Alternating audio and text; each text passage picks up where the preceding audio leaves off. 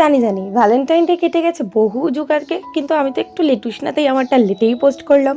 তো Valentine day সকালটা খুব খারাপও ছিল না, খুব ভালোও ছিল না। ঘুম থেকে উঠে মধু জল খেতে গিয়ে দেখি কাপটা ভেঙে গেছে, আর এটা দেখে আমার মনটা পুরো ভেঙে গেল।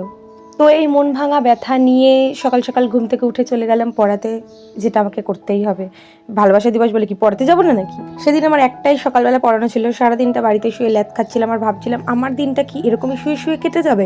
আমার ধারণাকে ভুল করিয়ে দিয়ে বিকেলবেলা আমার শখের মানুষ আমার জন্য ফুল আর চকলেট নিয়ে চলে এলো। আর কি চাই? ব্যাস ভাই, দিন হয়ে গেছে, দিন বেনে গেছে। আর আর কিছু চাই না জীবনে। এই ছোট ছোট এফোর্টসে তো মেয়েরা খুশি হয়ে যায় বলো, একটা ফুল, একটা চকলেট। যাই হোক, সেইটুকু তো থেমে থাকেনি, আমাকে নিয়ে গেছিল ঘুরতে।